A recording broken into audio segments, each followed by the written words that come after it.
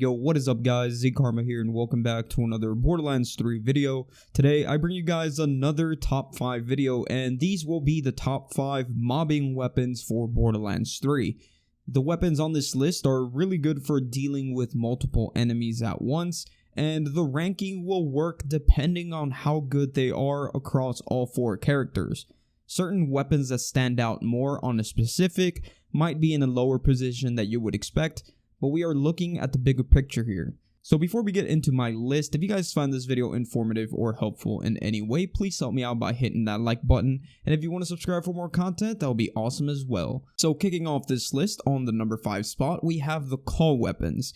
These include the Rowan's Call, the Lucian's Call, and even the King/Queen's Call. All these weapons are unique because as long as you keep hitting critical hits, you won't need to reload, and for every critical hits, 2 bullets are ricocheted to nearby enemies. In the case of the King and Queen's Call, that is 3 that ricochet, and on top of that, when you combine these weapons with elemental anointments or anything that provides damage with extra element, for example Amara's infusion and forceful expression skills, these ricocheted projectiles are going to be multiplied by the amount of extra elements that you already have active. This combination can prove lethal when facing mobs of enemies. You can farm the Lucian's and Rowan's Call from the Slaughter Star 3000, and you can farm the King and Queen's Call from Tyrene at the Destroyer's Rift on Pandora. Moving on to the number 4 spot, we have the TDR Chuck shotguns. These shotguns would honestly be on the number 1 spot, that's how good they are, but the only reason why they are not is because of how rare they can be. The reason why they are so rare, even though they are purple, is because you need 2 very specific parts on these TDR shotguns in order for them to be this good. What you're looking for is for this barrel accessory that creates multiple child projectiles, and you will also be looking for this part right here. It is called the homing module.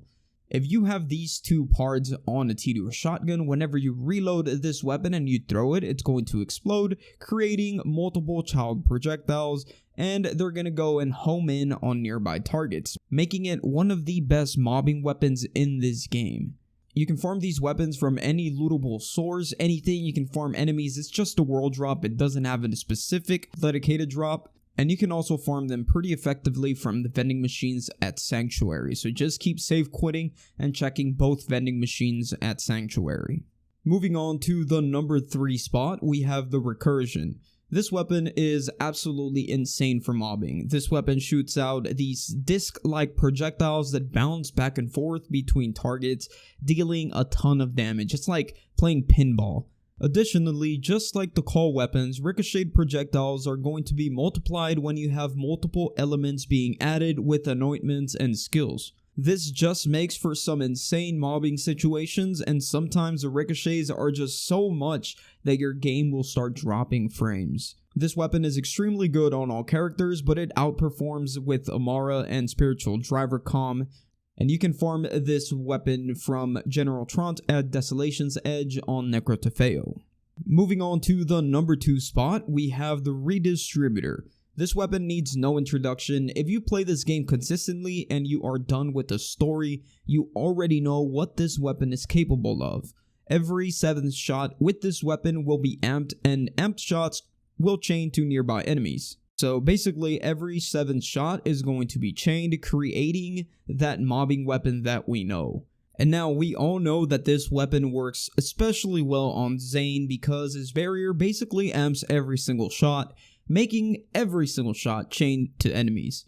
So if this weapon worked this well with all 4 characters, it would definitely have the number 1 spot on this list, but that is not the case. You can farm this weapon from Wotan at the end of the takedown.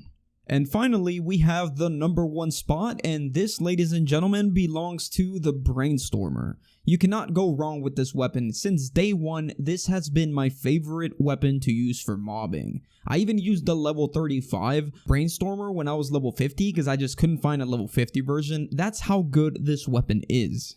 The Brainstormer was basically the reason why I was able to beat the Slaughter Shaft on Mayhem 3 for the first time about 3 months ago.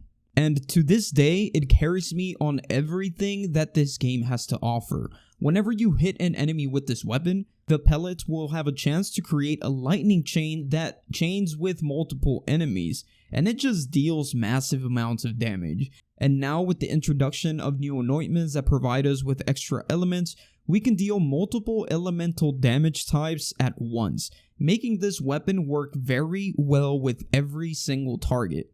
Another cool thing about these new anointments is that it also makes the Brainstormer insane with every single character and not just Amara. For this very reason, the best mobbing weapon in this game is the Brainstormer. There is no debate about that. You can farm this weapon from Katagawa Ball at Skywell 27 on Promethea. And this, ladies and gentleboys, brings us to the end of the video. If you guys have any ideas for top 5s that you would like to see me do, please feel free to leave your suggestions down below. If you enjoyed the video, please don't forget to hit that like button for me and subscribe if you want to see more content. Hope you all have a good rest of your day, and I will see you guys on the next one. Peace out.